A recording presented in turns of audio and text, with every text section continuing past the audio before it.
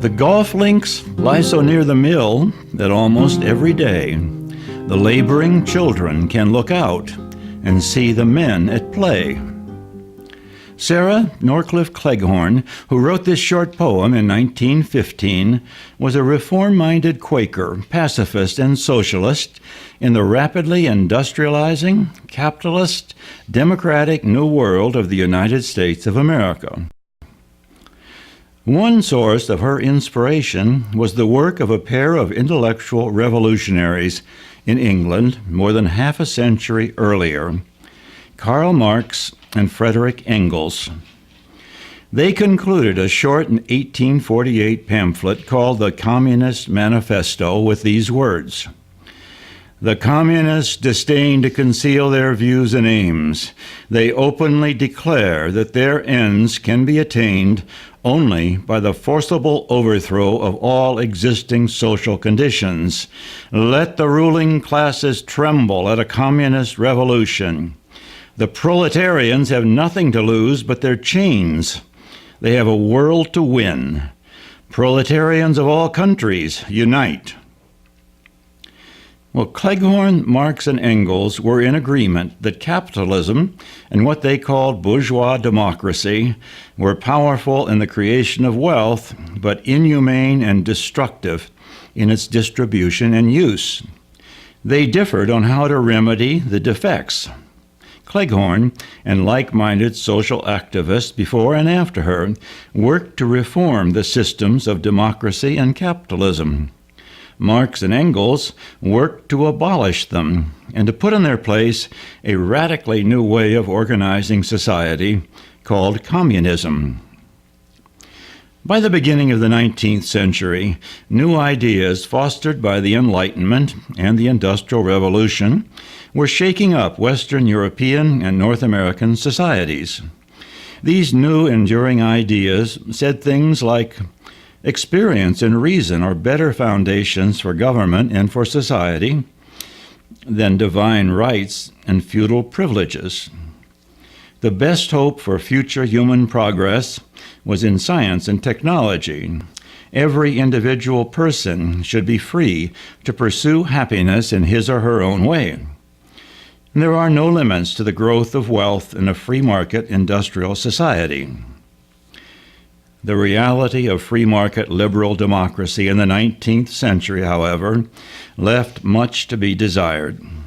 If you could go back in a time capsule to 1848, for instance, and walk the streets of London or Paris or New York or Berlin, you would be shocked. And if you ventured into the countryside around these booming cities, you would be appalled. In the cities, you would find a few islands of great splendor and wealth. And in these same cities, you would find oceans of poverty, beggars in rags, children who had never seen the inside of a school, known the luxury of a pair of shoes, men, women, and children working 12 hours a day in dirty, dangerous shops, factories, and mines, right next door sometimes to the palaces where the new rich wined, dined, and played. In short, very much like many third world countries today in the beginning of the 21st century. Well, the poverty and inequality of wealth in earlier generations in these same cities and countries had been worse, it is true. But now, in the birth of the new Enlightenment-inspired, industrially booming societies of the West, people were no longer content to accept things the way they used to be. They expected more, much more. In addition, the new, supposed to be enlightened and industrially advanced countries of Europe and North America were periodically plagued with booms and busts when their capitalist economies would stutter forward, then falter, and sink into depression, throwing people out of work and destroying the life savings of many citizens. Native Americans, African Americans, and one-half the entire population of these countries, women that is, were being denied equal rights and opportunities. Until the American Civil War, African Americans were kept as slaves in the southern part of the United States. Women did not get the right to vote in the United States until 1920. In addition, throughout the 19th and early 20th centuries, Western nations aggressively expanded by colonizing large areas of Africa, Southeast Asia, the Caribbean islands, and South America, areas that were still in agricultural or hunter-gathering stages of development. Ideas and ideals of reason and science and business and democracy were supposed to bring new hope and prosperity to the world. What was going wrong? Many thinkers and social activists promoted answers and possible solutions. Some of the most influential of these ideas and solutions were given by a poor German-born scholar who lived in this apartment in London with his wife and 4 children in the 19th century. His name was Karl Marx. Every day, Marx would go to one of the world's largest libraries, here in the British Museum, and every day he found evidence to support radical new ideas about wealth and poverty. As a young man, Marx had studied philosophy and then economics and politics.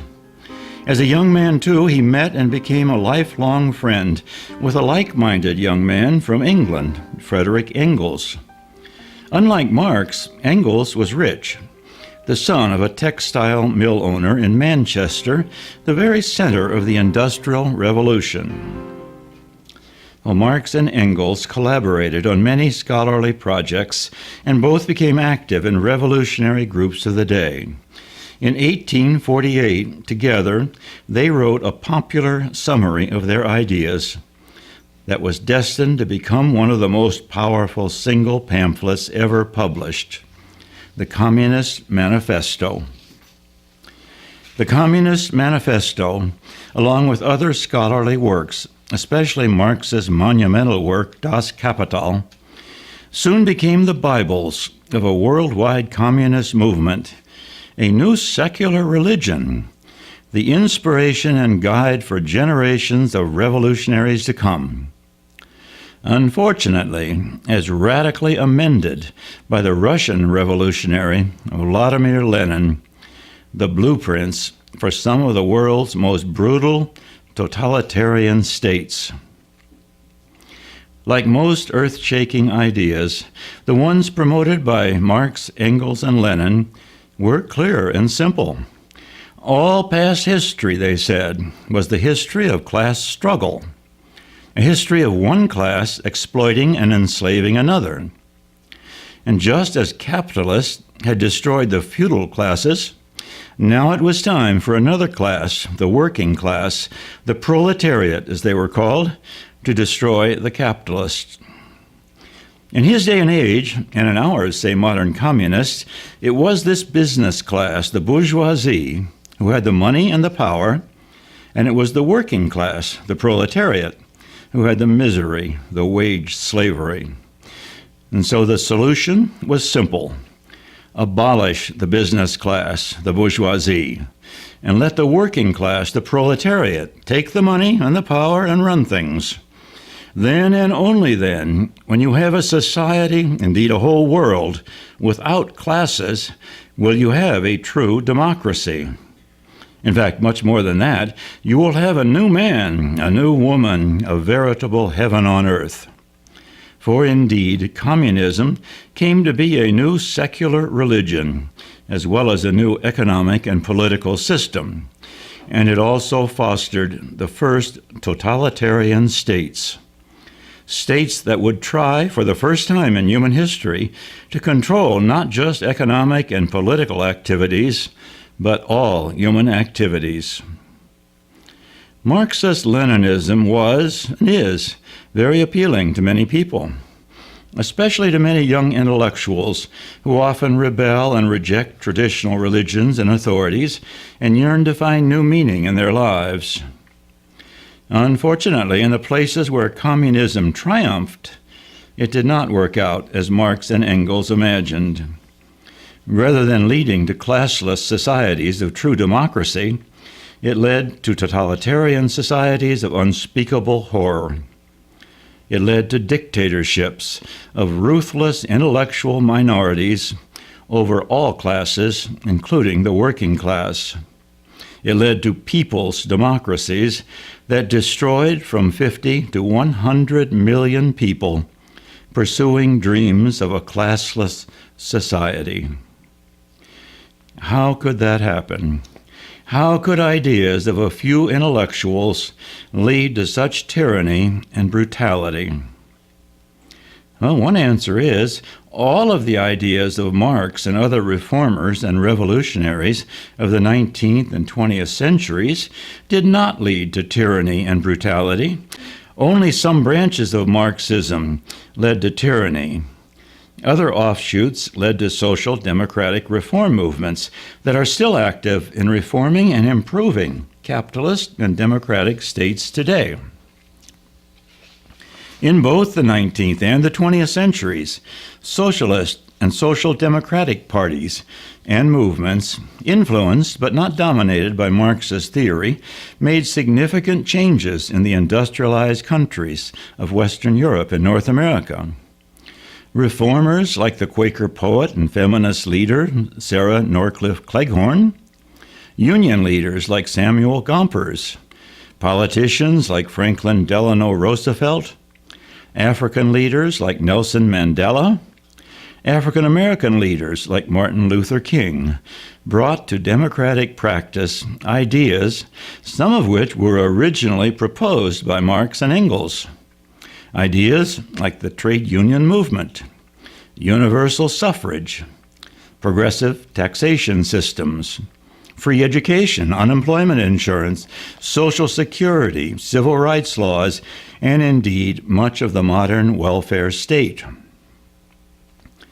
The Leninist branch of Marxism, however, Bolsheviks, they were called in the early days, communists today, did lead to brutal tyranny.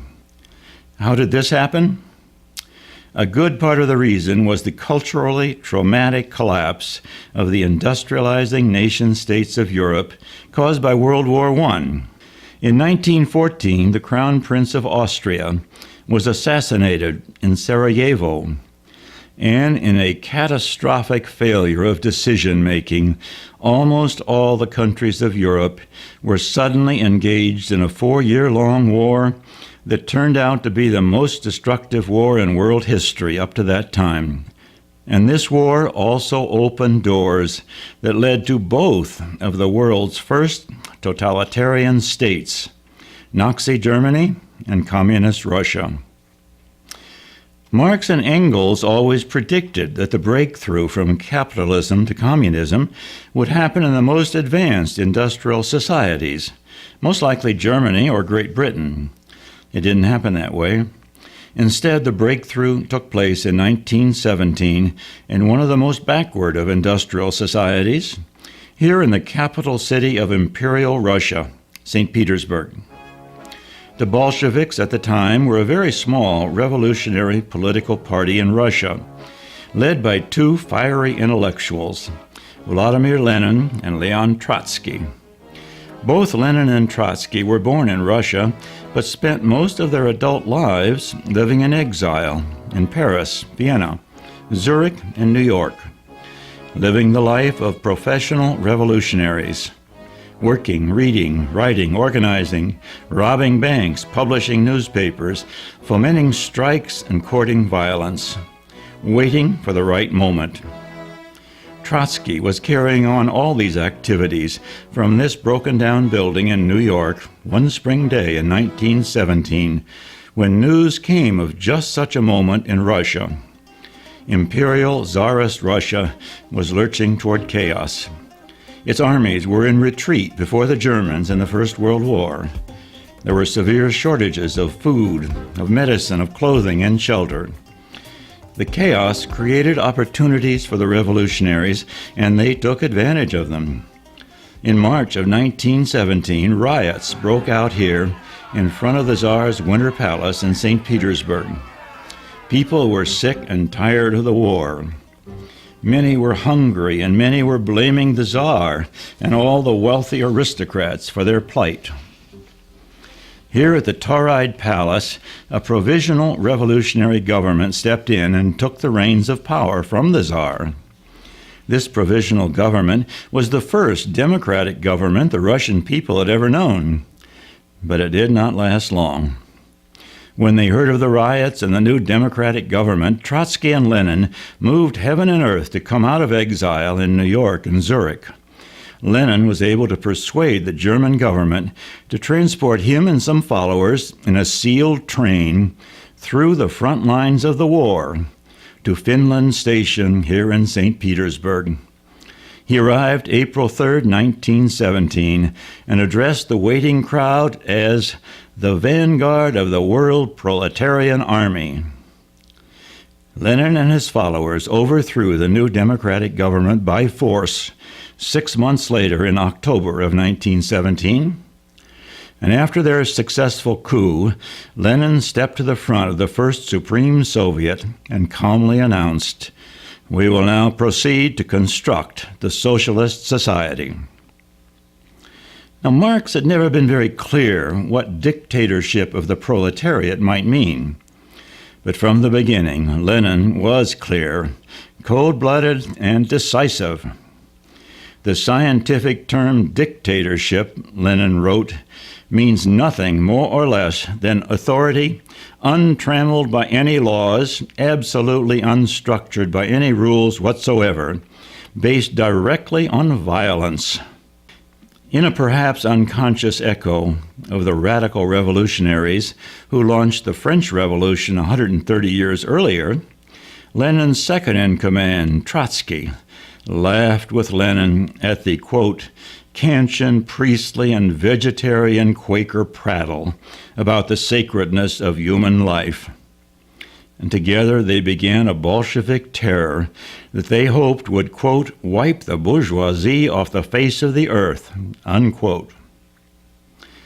In the beginning, the new government faced a sea of troubles, not the least of which was a raging civil war. They had to fight not only remnants of the Tsarist regime, but also social democrats and foreign armies opposed to the Bolshevik power grab. Among these foreign armies was a small force from the United States. One of Lenin's first appointments was to make Felix Dzerzhinsky head of the Cheka, the Bureau of Internal Security, ancestor of the KGB. Dzerzhinsky himself said of his job and his government, "We stand for organized terror," and he proceeded to prove he meant business by ordering the murder of thousands of dissident citizens and the imprisonment of hundreds of thousands more.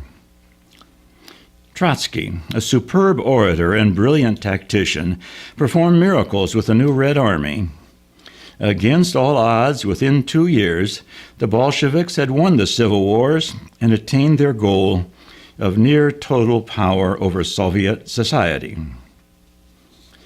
The trauma of the revolution and the civil wars had left the economy in chaos, however. For the most part, factories were not operating, and the peasants were so disgruntled over the government stealing their harvest, they all but stopped working and began eating their seeds rather than work for the state. The result was a severe famine throughout Russia in 1921 and 1922. Humanitarian relief aid came from America and other Western countries to help save lives. Lenin realized that some change would have to be made inside Russia, or the government could not survive. So he retreated from his ideological program and began what came to be known as the New Economic Policy, NEP, a kind of state capitalism. NEP was designed to create some incentives for the peasants to produce food again, allowing them to sell some of their products on the open market. There was still a modicum of a dissent in Leninist Russia, and some members of the party criticized the NEP, but as always, Lenin prevailed. When Lenin, only 54 years old, died prematurely in 1924, the way was open for an even more ruthless dictator to take the reins of power and stifle all forms of dissent. And that man was Joseph Stalin, the Bolsheviks' bank-robbing specialist of pre-revolutionary days. Within a few years of Lenin's death, Stalin consolidated his power to a degree unequaled in history anywhere, anytime, and he proceeded to use it mercilessly. Stalin abolished NEP and set in motion a forced collectivization of the farms of Russia, an inhuman speed-up of industrialization, a crackdown on all forms of civil rights and liberties, and an enormous increase in slave labor camps, executions, and forced starvation. It is difficult today to imagine the horror of the Stalin era. Scholars debate whether the total number of humans liquidated was 30 million or 80 million or more. Stalin killed peasants, workers, bourgeoisie, artists, scientists, writers, Democrats, socialists, liberals, and almost all of his former comrades in the Bolshevik Party itself, including Leon Trotsky. At the same time this horror was going on in the 1930s, other Western nations, including the United States, were experiencing a severe economic depression, the worst depression the new democratic systems had ever had.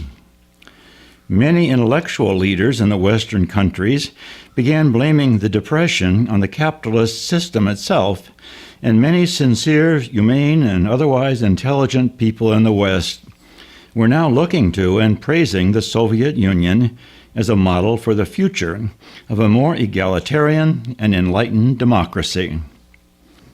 Joseph Davies, the American ambassador to Moscow during the height of Stalin's reign of terror in the 1930s, said of the sadistic dictator, "If Stalin had been born in America, my guess is that Stalin would have gone into public life because of his sympathy for the underprivileged and his desire to bring about a better life for the masses." The famous American photographer, Margaret Burke White, went into rhapsodies of praise for the greater freedom of artists under Stalin.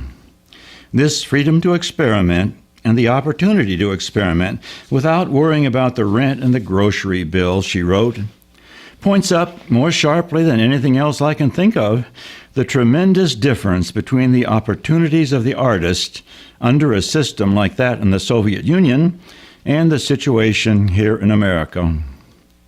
History often takes unexpected turns. During that same depression of the 1930s, another totalitarian country was created that soon posed a more immediate and direct military threat to Western democratic governments. That threat was Nazi Germany under Adolf Hitler. The full story of Hitler's rise to power is told in Part 5 of this series, The Fascist Challenge. Germany and the Soviet Union signed a non-aggression pact in 1939. 2 years later, Hitler went back on his word and invaded the Soviet Union as part of his war on the West and on the East.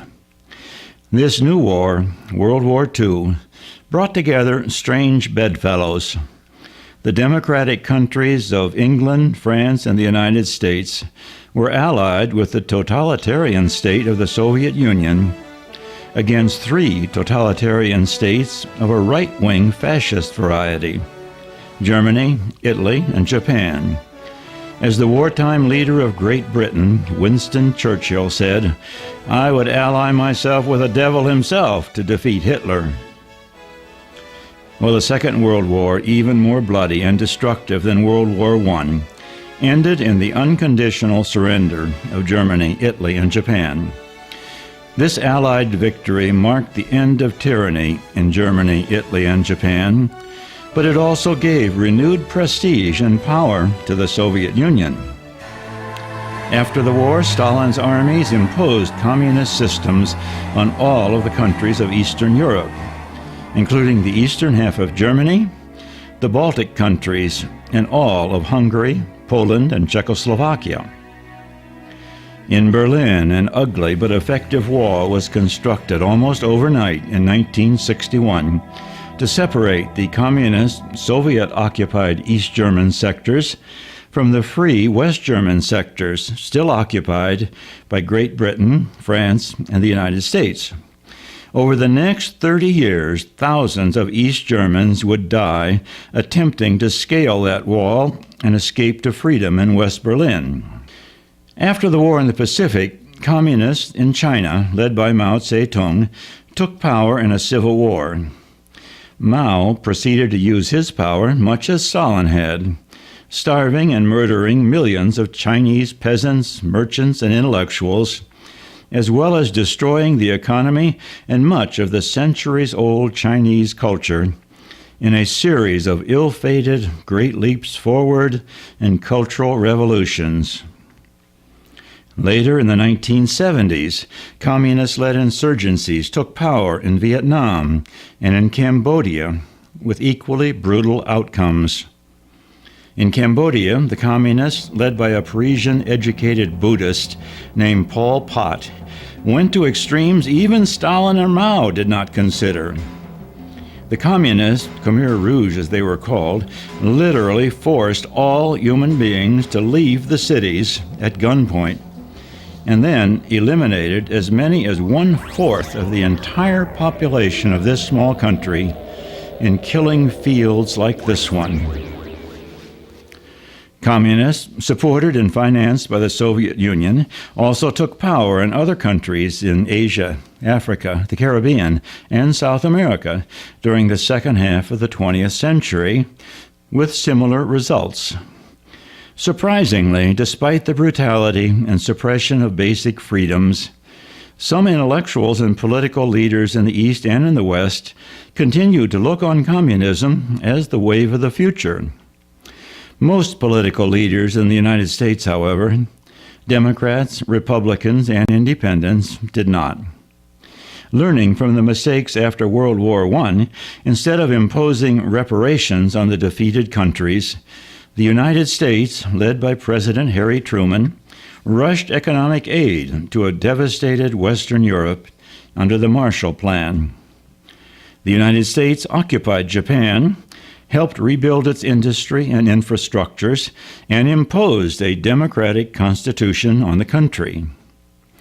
All through the last decades of the 20th century, they also sent aid and supported democratic political movements in Greece, in Korea, in Central and South America, and other trouble spots around the world that were threatened by communist rebels.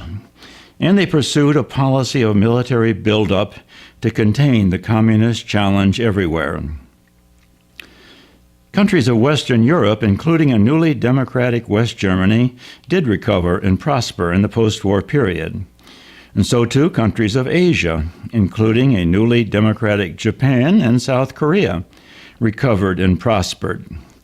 All of them relied on some variation of free market capitalist economies and democratic political systems. The Cold War between communism and democracy smoldered for over 40 years and was punctuated by two savage hot wars, first in Korea and later in Vietnam. The war in Vietnam was unpopular and led to serious divisions and conflicts in America and in other Western European countries. Some of the bitter divisions from this war have still not healed in the 21st century. During the last half of the 20th century, most people in the Western world thought the Cold War would never end. But it did, and in a surprisingly sudden fashion. Toward the end of the 20th century, communication by new electronic systems was more than ever making the world into a global village.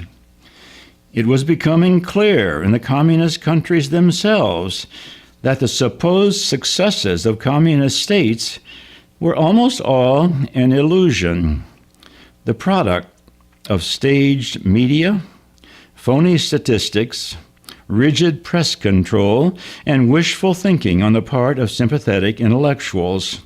After 50 years of communist progress, the reality of life in the Soviet Union and other communist countries still surviving at the end of the 20th century, like North Korea and Cuba, was not a heaven on earth. In fact, it was almost uniformly dirty, dismal, and depressing. The communist system, it was becoming clear to everyone, was a colossal failure. Food, clothing, and appliance stores had chronically empty shelves. A popular joke in Cuba today is that under Castro there were 3 problems: breakfast, lunch, and dinner. Education was free, but students learned to read only propaganda. The horrors of the Gulag had faded, but prisons in all the communist countries were still full of political dissidents. Factories had antiquated equipment and belched out pollution far worse than anything in the West. Healthcare was free, but hospitals sometimes did not even have running water. Newsstands had plenty of magazines and newspapers, but they were all government issue. And most obvious of all, to even casual visitors, endless rows of dreary apartment buildings and government-confiscated houses had doors with hinges broken, elevators that didn't work, broken windows facing bricks falling off, with nary a flower on vacant balconies. And for those living inside, behind the doors of those falling down buildings, honest writers told of unprecedented crowding, crime, prostitution, and poverty. 3 men played especially prominent roles in the final collapse of communism. A new Communist Party chief, Mikhail Gorbachev, came to power in the Soviet Union in 1985. Gorbachev knew that the system was not working, and he tried to bring glasnost, openness, and perestroika, reform, but it was too little and too late.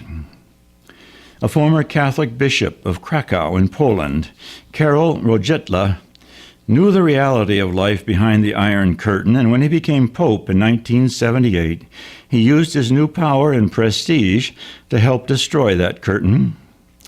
As John Paul II, he returned to Poland just 8 months after becoming Pope to celebrate Mass in Warsaw and Krakow. Crowds of over 1 million people heard him preach, "You are men, you have dignity, don't crawl on your bellies." The people of Poland took heart, supported his call for freedom, and joined with the free trade union Solidarity to change the course of history. And finally, a much-maligned president of the United States, Ronald Reagan, turned out to be right in his policies and in his predictions. It is the Soviet Union that runs against the tide of history, he said in one of his many speeches on the subject. It is the march of freedom and democracy which will leave Marxist-Leninism on the ash heap of history, as it has left other tyrannies which stifle the freedom and muzzle the self-expression of the people. Well, in 1989, the Berlin Wall that had separated East and West Berlin for almost 30 years was torn down in a few weeks. Within the next few years, all the countries of Eastern Europe, from Poland to Hungary, from Estonia to Slovakia, countries that had been communist-controlled for over 30 years, turned to variations of free market capitalism and liberal democracy. And then in 1991, the mother country of communism, the evil empire, the Soviet Union itself, collapsed and quickly disappeared.